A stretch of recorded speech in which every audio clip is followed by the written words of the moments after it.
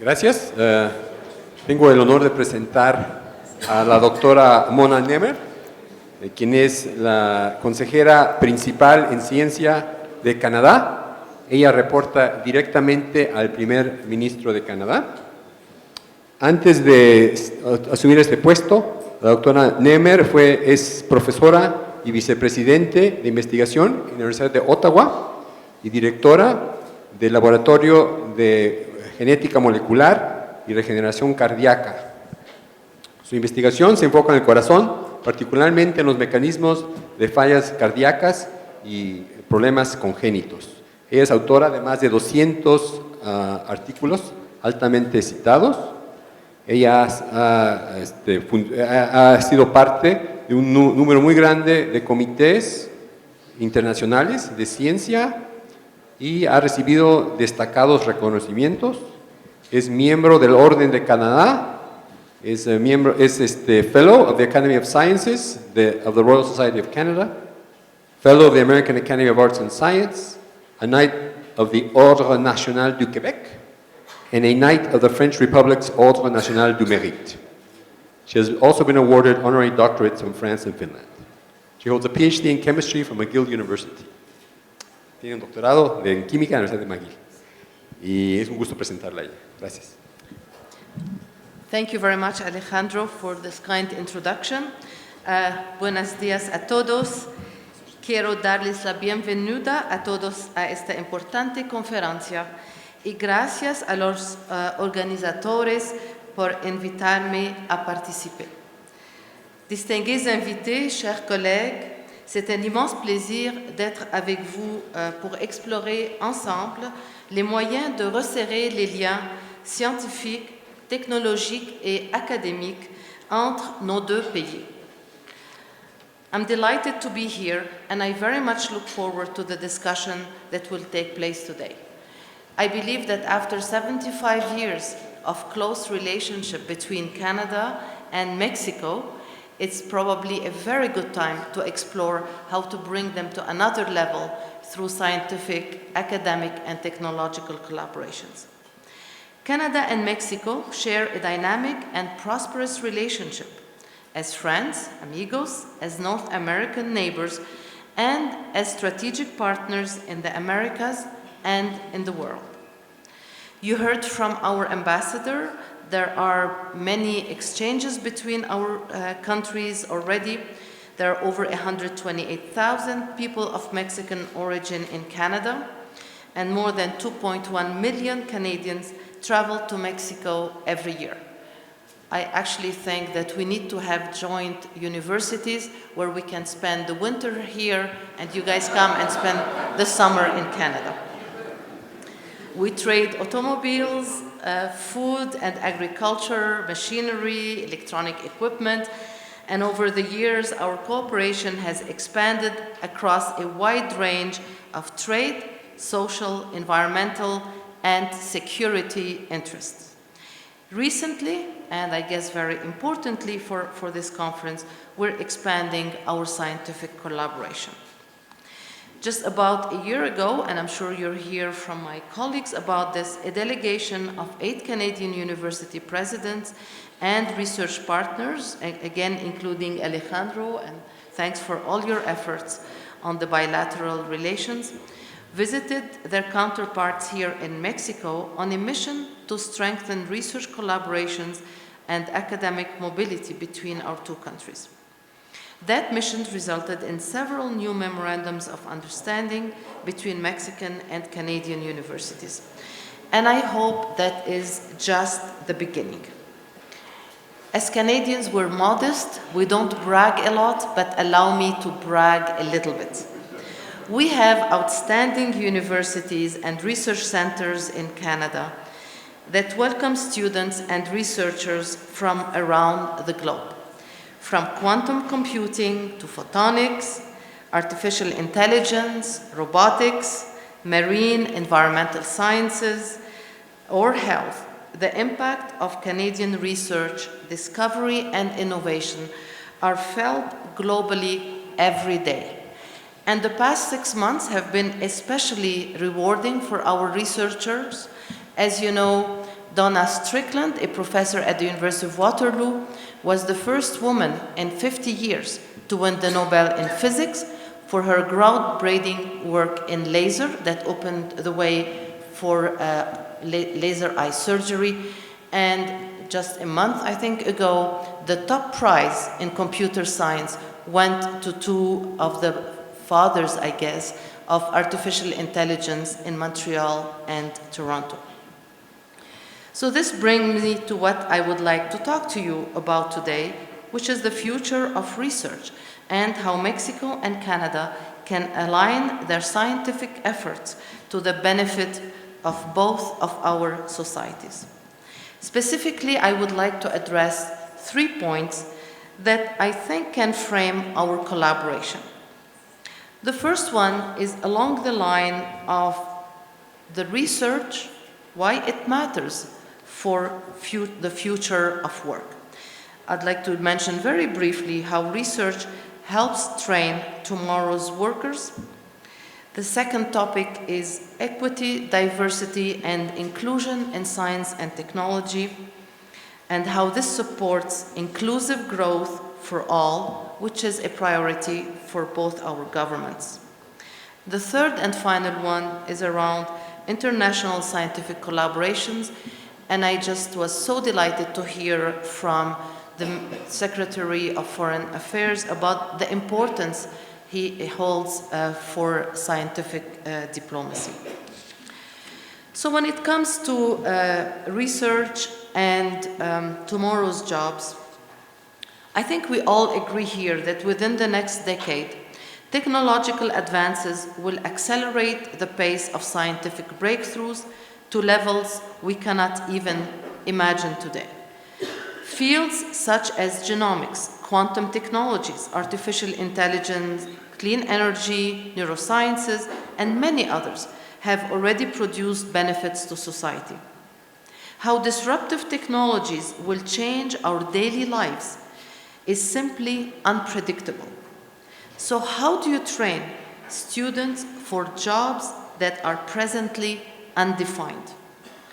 Well, I know there are many business people in the audience, so I hope you will agree with me that the way we train students for tomorrow's jobs is by training thinkers, problem solvers, resilient individuals, creative, adaptable.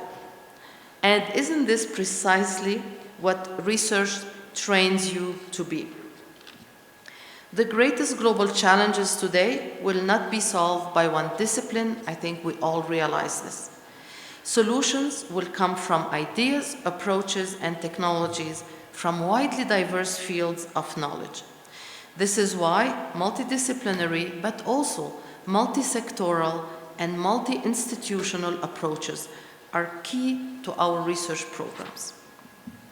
In the past 2 decades, many technologies have come about because of convergence research, and this has led to groundbreaking and disruptive innovations, and I've just mentioned a few of them, including the AI, including lasers, the Internet of Things, medical imaging, etc. These developments are supported by private sector firms and have shaped the evolution of different research fields. Ensuring progress, however, will require more than a diversity of research disciplines and sectors. It will also require a diversity of research practitioners. Business, academic, and government organizations will need to become more diversified, especially at the levels of their leadership.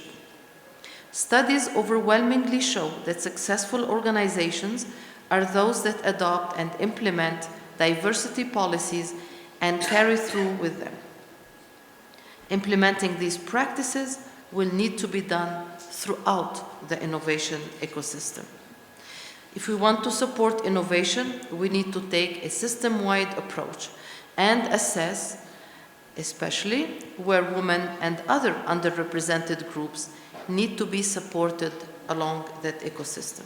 In other words, by promoting the participation and advancement of women in the STEM disciplines. We open opportunities for women as entrepreneurs, as institutional and industry leaders. And we also support their success by ensuring they have access to a diverse workforce. The fact is, women represent tremendous potential for any economy.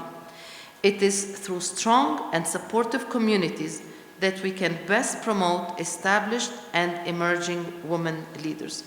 And we have many of them here in the room. It is really very, very rewarding to be among you sisters. So, because role models matter, especially to underrepresented groups, international cooperation and mobility provide opportunities to meet more role models and mentors. I can tell you my own mentor is actually an international distinguished scientist, and she works in France, but I met her in Canada. Canada has made it a priority to promote diversity and empower women in business, academia, and science. Because gender equity in science is not only a matter of human rights, it is critical for social development and empowerment at a time when so many jobs require science and technology. So let me finish with some brief thoughts on the importance of international collaborations. Going forward, as I mentioned, global challenges will only become more and more complex, and they will require multinational responses. Energy, water, climate, food security, health are all areas where countries will need to work together to take on the most pressing issues facing humankind. Canada and Mexico are already working together in some of these areas.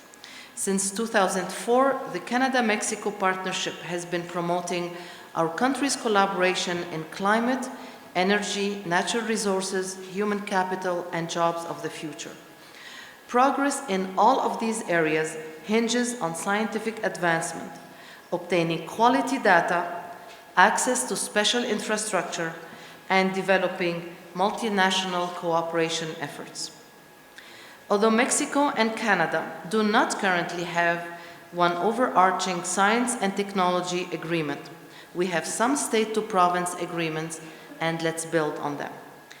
Alberta and Jalicos collaborate on innovation and commercialization. Quebec and Nuevo León collaborate on student mobility and joint research programs. Canada's International Development Research Centre, IDRC, also support programs here for women and Indigenous people in STEM. Quebec's Fonds de Recherche is supporting research and training, and MyTax is supporting training and industry collaboration. So I believe that we have the solid foundation to build for further collaboration. Our countries share similar concerns for the environment and the impact of climate change. Here, we're also making progress. We're partners in the North America Climate Leadership Dialogue, the Ocean Plastics Charter, the Powering Past Coal Alliance, and the Declaration on Carbon Pricing. These are great ways that we are collaborating internationally at the government and institution level. But another way is through our country's research and academic diaspora, which is an excellent means for helping to build international relationships and promote national agendas.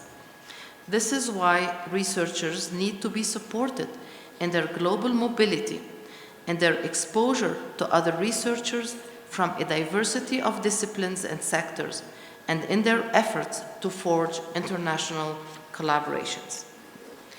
Mexico is Canada's 12th largest source of international students, and some of our most research-intensive universities offer scholarship programs for Mexican students. I hope to see this network grow further in the years to come, and I hope to see more human highway between our two countries.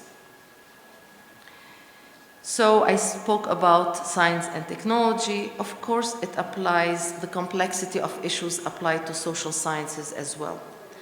Institutional change in an era of aging populations, reconciliation and partnership with indigenous peoples, the future of work, socio-economic impacts of climate change. All these global issues will be addressed collaboratively and creatively, and engaging young researchers helps to ensure fresh ideas are considered. So all of this requires a well-developed and robust scientific ecosystem where all players, government, academia, and industry, can play complementary roles in supporting society's advancement and improved quality of life for everyone. I very much look forward to our discussions today and, even more importantly, to the resulting actions. Merci beaucoup. Gracias.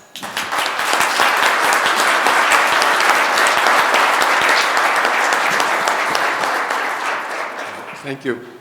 Next, it's a pleasure for me to introduce Ted Hewitt. Ted Hewitt is President of the Social Sciences and Humanities Research Council of Canada. He is here representing the 3 councils which we have in Canada. The other 2 are in health sciences and natural sciences and engineering. And the total funds that are held by these tri-agencies is in the order of, I don't know, $3.5 billion perhaps? Okay. So they're the ones that have the money. And Ted is a distinguished sociologist, academic. He was previously vice president at Western University. He is a scholar in Brazil, and he has done remarkable work promoting the relationship between Brazil and Canada. In fact, he received from the Brazil's Ministry of Foreign Relations the award as Grand Officer of the Order of Rio Branco, which is one of the highest levels of merit. For many years, he has fostered bilateral business and research partnerships between Brazil and Canada. I know Ted is a great friend of Mexico, and I'm very pleased that he's able to join us. Ted. OK. Buenos días. Bonjour, collègues. C'est un grand plaisir d'être ici au Mexique aujourd'hui. Estimadas y estimados colegas, Dr. Adem, gracias por su amable introducción y su invitación para formar parte de este foro binacional Canadá, México. Les presentaré mis observaciones en inglés. As Dr. Adem said, it's a great pleasure for me to be back in Mexico, a country with which I share a very long history and a very pleasant history. We also, even though you don't know it, we share a language, Portuñol, que yo hablo perfectamente. I would say whatever language we speak, it's clear that our 2 countries share a really vibrant, multifaceted relationship, and one with very, very deep people-to-people ties, as our ambassador was speaking about earlier. The numbers of tourists that across the borders between our 2 countries is phenomenal. Rich cultural and academic connections, growing trade and investment. Meetings like this one today enable us to really build on this legacy and the energy that's already there. I welcome the opportunity to talk a bit further about the strong links between our countries in the area of science, technology, innovation, development. These are really extraordinary times to be involved in research in Canada. So I'm really pleased to share information about our country's scientific research environment and the value we place on international partnerships. Let me start by explaining, or at least reiterating, that I'm really speaking today in 2 roles. First as the president, well maybe 3, but first as the president of the Social Sciences and Humanities Research Council, and I'm very pleased to be joined by our Governing Council Chair, Dr. Martha Craigo, who is right in my line of sight. I'm also representing the other funding councils today, and also in my role as chair of the Canada Research Coordinating Committee, or CRCC. This is a relatively new venture in Canada, created by our ministers of science and sport and of health to reinvigorate Canada's support for science. The committee's mandate is to improve coordination among our country's federal funding agencies. So the Social Sciences and Humanities Research Council, which I mentioned, the Natural Science and Engineering Research Council, the Canadian Institutes of Health Research, as well as the Canada Foundation for Innovation. We also have very senior representation from the Ministry of Health in Canada and from the Ministry of Innovation, Science and Economic Development, from the Office of the Chief Science Advisor, in whose person we have today, Dr. Mona Nemer, who joins me on the CRCC, and the National Research Council. Together, we are working to bolster Canada's ability to excel in a fast-evolving global research landscape through greater harmonization, integration, and coordination of research-related programs and policies. Importantly, and this was emphasized by Dr. Nemer, we are also focusing on strengthening equity and diversity in research, and also in increasing the capacity of Indigenous communities to conduct research and partner with the broader research community, and improving as well support for the next generation of scientists and scholars. The Government of Canada has taken steps to advance this agenda in 2 recent federal budgets that aim to position our country as a world leader in science, technology, and innovation. All told, since 2016, the federal government has committed more than $9 billion to support Canadian scientists and researchers. This includes significant investments in the cutting-edge equipment needed to make scientific breakthroughs and drive innovation. In Budget 2018, the government made an historic investment of more than $6 billion in science to propel social, economic, and environmental progress that positively impacts Canadians and society at large. Of that total, nearly $1 billion over 5 years was set aside to support researchers through the federal research funding agencies. Budget 2018 also invested $2.6 billion over 5 years to make it easier for Canadians to do business and for entrepreneurs to access the resources they need to innovate, scale up, create jobs, and reach new customers around the world. Just this year, in 2019, the federal government announced funding to enrich research activity, providing significant new investments for higher education. The federal research funding agencies will be able to create 500 more master's level scholarships and awards and 167 more 3-year doctoral scholarships and fellowships per year through the Canada Graduate Scholarships Program. By 2021, funding for scholarships and graduate students will have risen substantially in Canada, and as a result, this will enhance Canada's ability to promote student mobility for research and study, both outbound to countries such as Mexico, but also inbound through other programming such as the Vanier Doctoral Fellowships and the Banting Postdoctoral Awards. A perfect illustration of this increased focus on scientific excellence is an initiative that we now call the New Frontiers in Research Fund. This new fund was shaped by input from the CRCC and was also instructed by a consultation that occurred over a period of months with community scholars and students.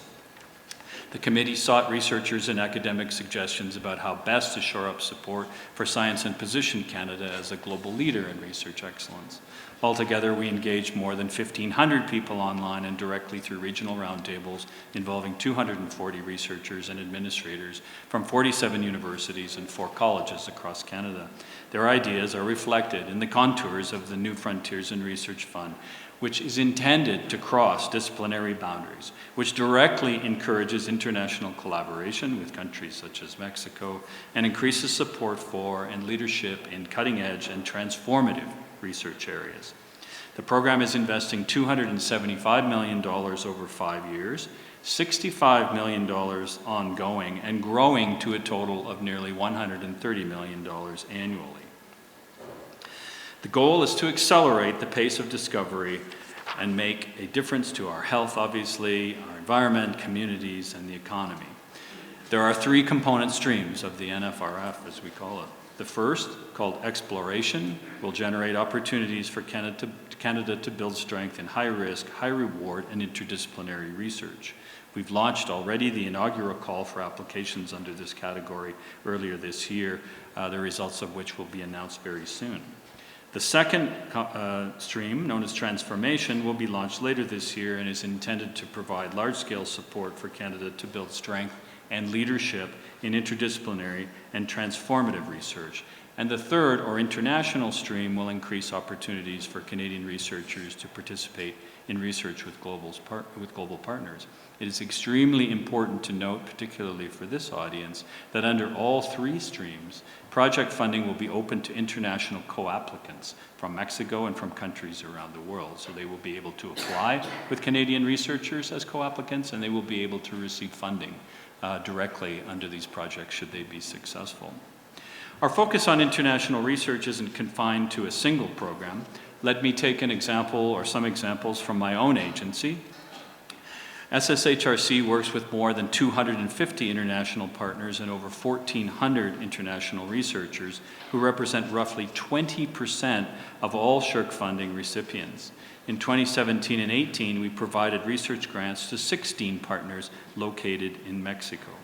A total of 72 projects involving Mexico received SSHRC funding between 2014 and 2018, including 3 Canada Research Chairs, for a total of $6.1 million. One of our SSHRC-funded Canada Research Chairs is a name you may recognize, Isabel Altamirano Jimenez, whose specialty is comparative Indigenous feminist studies, and Jessica Kuhn, the Canada Research Chair in Syntax and Indigenous Languages.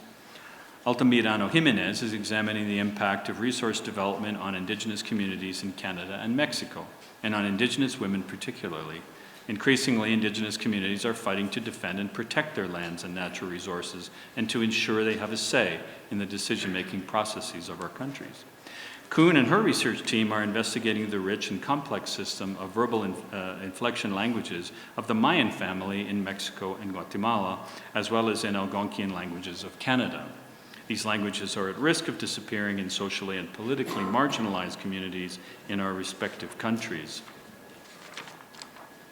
Another good example of our engagement in international research is the Transatlantic Platform, which we call TAP, which aims to enhance transnational research collaboration, specifically in social science and in related disciplines.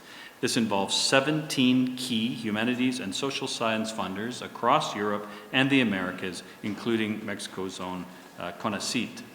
Among its many achievements, the platform has provided a unique space to create international funding opportunities that enable scholars to collaborate beyond national borders and across the Atlantic Ocean between Europe to North America and to South America.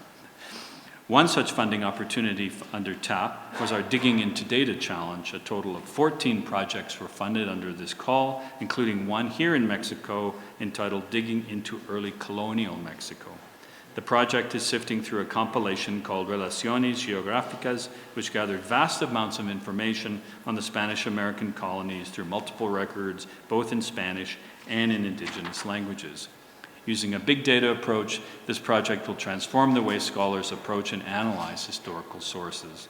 And while on the topic of data, I want to congratulate Mexico for the very successful Digital Humanities Conference that took place here in Mexico City last year. For the first time, the conference was hosted in the Global South. A last example of joint Canada-Mexico research is the Hungry Cities Partnership, now in its 5th and final year.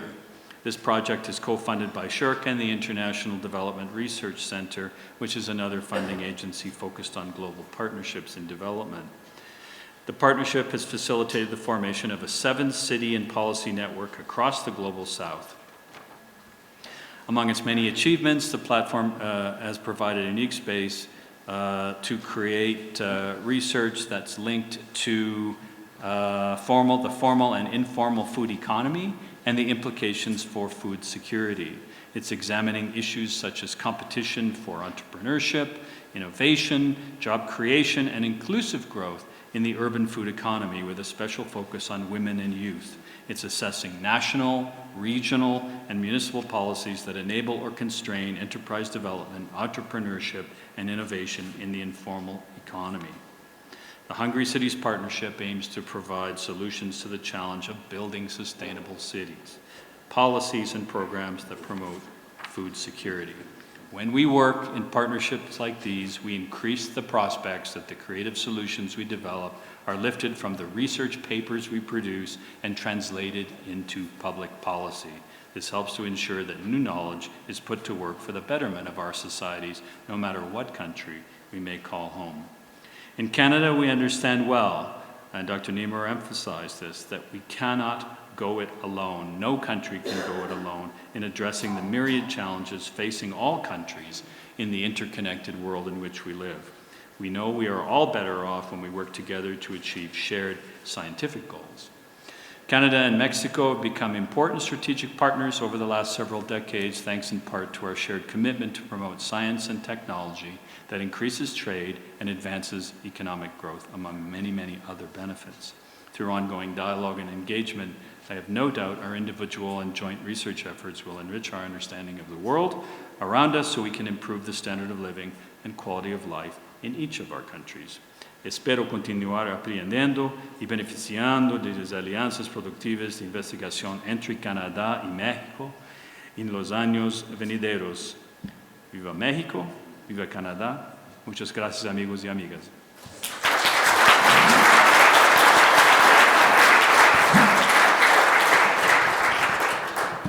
Thank you very much, Ted. A big message he said that there will be funding for joint research projects between Canada and Mexico, and people here in the audience might take note of that. So it's a pleasure for me to introduce our next speaker, Professor Andrew Petter. He's the President and Vice Chancellor of Simon Fraser University. Simon Fraser University is one of the top comprehensive universities in Canada. It's guided by a vision to be Canada's leading engaged university. They engage actively with the community in their research and teaching across 3 campuses in Vancouver, Burnaby, and Surrey. Professor Petter is a distinguished law professor with ample experience in academia, as well as in the government of British Columbia. He held 7 ministry portfolios. He was minister 7 times in the government of British Columbia. He brings to us the view from BC and the view of someone who has worked in government and now leads one of the important universities in Canada. Gracias, Alejandro. Buenos días a todos. Having exhausted my Spanish vocabulary, I'm now going to start my presentation, and I want to start it today by telling you a story. In English, you'll be relieved to know. Hopefully, if technology allows, with the help of some slides that will illustrate what I'm trying to say. It's a story about this wonderful creature, the morpho butterfly, a neotropical butterfly that it so happens is native to the forests of Mexico, as well as to Central and South America. Now, in 2008, a Simon Fraser University engineering student, a science graduate named Clint Landrock, came south for his honeymoon. And deep in the tropical jungle, he spotted a morpho and its luminescent blue wings. I don't know why he was doing that on his honeymoon, but there you go.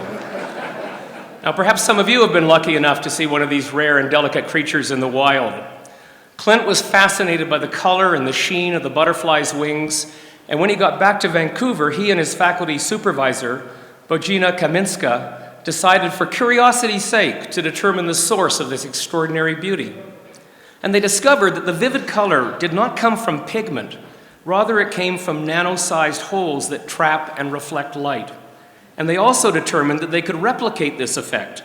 They found that if they punched 500 million holes on an area the size of your fingernail, they could create the most beautiful and unreproducible holograms.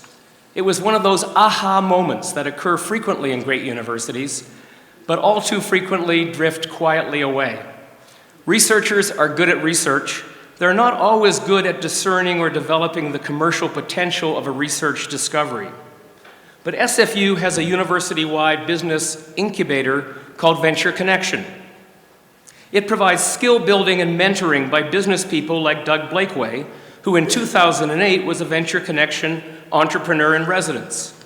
When Clint and Bojina told Doug about their discovery, he quickly saw its potential as an anti-counterfeiting technology, and he helped them to test the market, and by late 2009 to create a company called Nanotech Security Corporation. But even with an idea, an application, and a company through which to market their innovation, Nanotech still required further applied research to develop and commercialize the technology. For this, Clint and Bojina turned to 4D Labs, Simon Fraser University's state-of-the-art material science lab. Established with funds from our federal government's Canadian Foundation for Innovation, 4D Labs has a mandate to support the research needs of industry partners. It works with everyone from local startups to multinationals, solving problems and supporting innovation. With the ongoing help of 4D Labs, nanotech has joined the ranks of the world's premier providers of anti-counterfeiting technology. For example, when my son attended the European Cup football championships in 2016, and he is a soccer nut, believe me, his tickets carried nanotech images that guaranteed their authenticity, and there you see them. Nanotech has since worked with mints and currency printers in Europe, China, and India, developing some of the world's foremost banknote security features. And much to SFU's benefit, last year Nanotech purchased a $5 million e-beam lithography system, which it installed in 4D Labs. And as a result, Nanotech gets to take ongoing advantage of our clean room infrastructure, while SFU researchers get to use the e-beam system. All this because of the fascination that an SFU graduate student and his faculty supervisor had for the luminous blue wings of the Morpho butterfly. That faculty member is now a member of Nanotech's board of directors, and that student is the company's chief technology officer. Now, I've shared this history not just because it's a great story, which it is, but because it holds some valuable lessons both for research universities and for governments that support research conducted in those universities. And the first lesson is basic or curiosity-driven research. Much of that value relates to human development and is inherent in the research enterprise. Basic research is the lifeblood of future knowledge. It, as Mona suggested, it inspires people to think broadly and ignites curiosity and creativity in younger generations. It lays the foundation for our capacity to understand our world. But when allocating funds to basic research, governments understandably want to know what will be the downstream social and economic return of their investment. As the Morpho butterfly story shows, that return can be enormous. Basic research is essential to the development of transformative practical applications. Managed well, it can be the high-octane fuel for innovation. But the problem, as the story also demonstrates, is that that return is difficult to predict at the outside of any given research endeavor. Who would have guessed that research into the color of butterfly wings would lead to a major breakthrough in anti-counterfeiting technology? And the same is true of a great many scientific breakthroughs. I recall being told a few years ago by a leading scientist involved in mapping the human genome that the key discovery that made their breakthrough possible resulted from basic research that was unrelated to the genome project. That research, he noted, would never have been funded if the researchers had been required to predict its results ahead of time, and we wouldn't have unlocked the human genome. But just because the results of basic research are difficult to predict doesn't mean we have no means and no responsibility to maximize their societal benefits. If Simon Fraser University hadn't had a business incubator program that brought researchers into contact with entrepreneurs, if we hadn't had a research lab dedicated to helping startup companies gain the research and development support they need to succeed and grow, the discoveries resulting from Clint and Bagina's basic research on Morpho butterfly wings would have stayed in the lab, and nanotech securities would not exist today. You can see the forces at work here. The Morpho's metamorphosis into a profitable security technology didn't happen by accident. It occurred within an ecosystem that fostered innovation by linking knowledge, curiosity, and talent to markets, infrastructure, and resources. Unlike so many other world-changing breakthroughs, instead of falling into that vast chasm between discovery and implementation, a chasm that has become so well known that it is commonly referred to as the Valley of Death, these researchers got the help they needed. And the investment in basic research bore fruit. So the second lesson I draw from the Morpho story is the importance of universities and governments not only supporting basic research, as very important as that is, but also supporting programs and mechanisms to help mobilize the results of that research for societal benefit.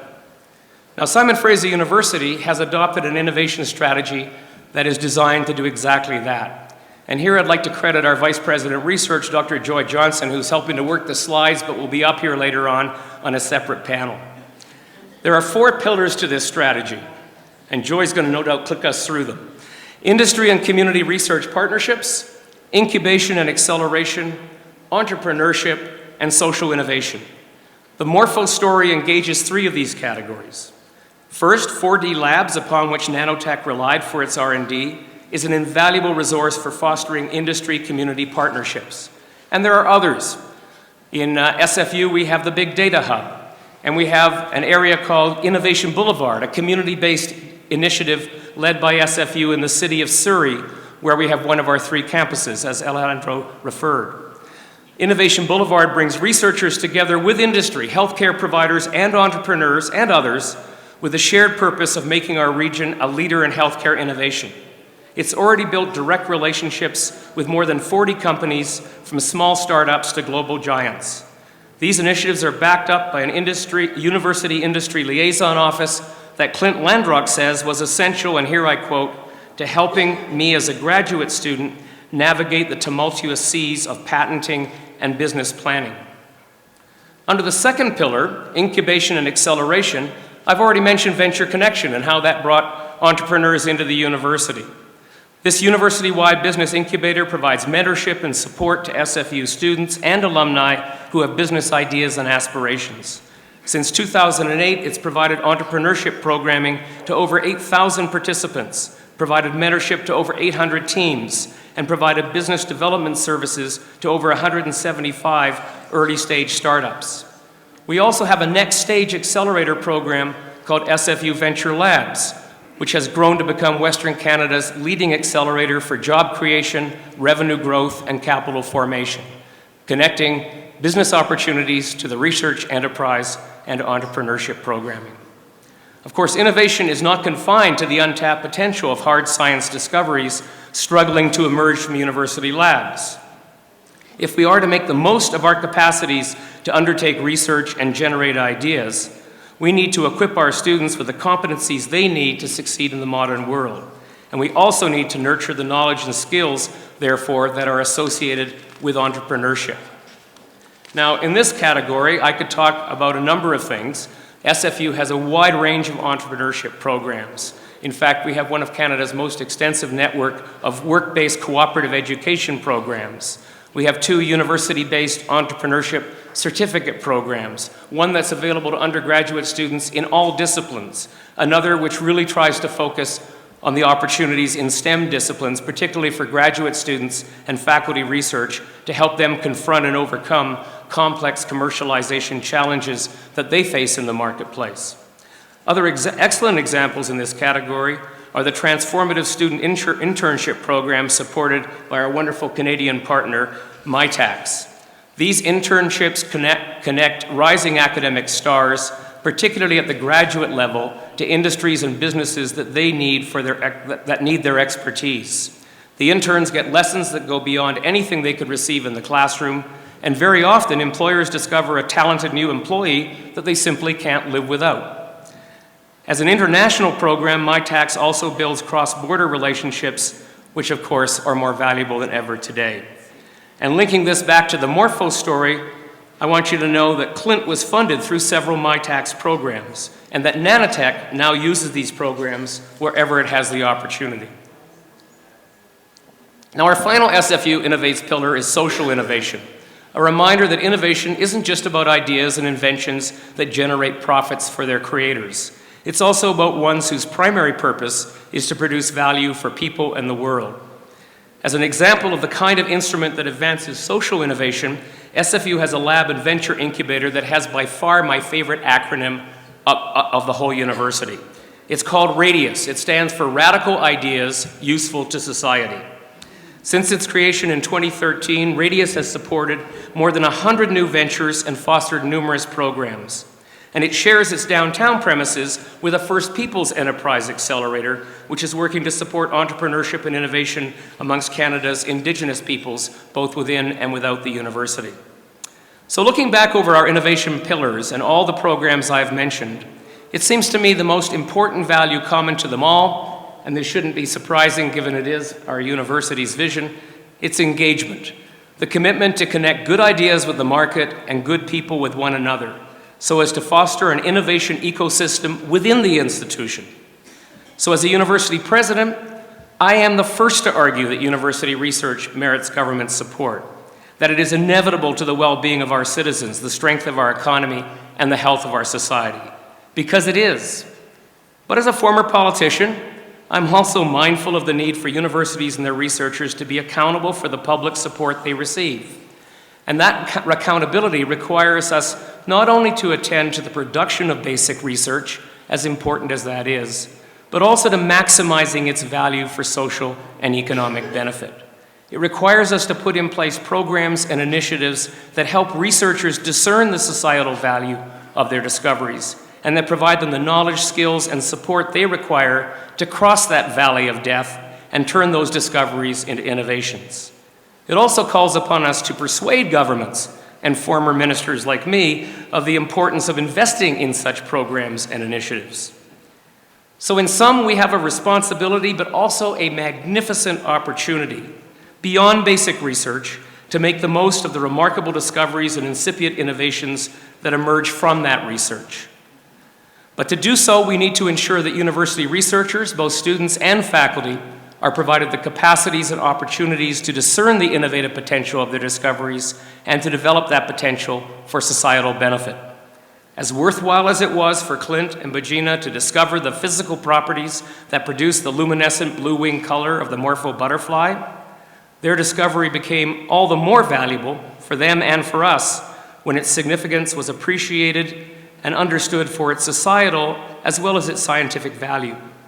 And they were given the tools to turn their knowledge into innovation. Thank you very much.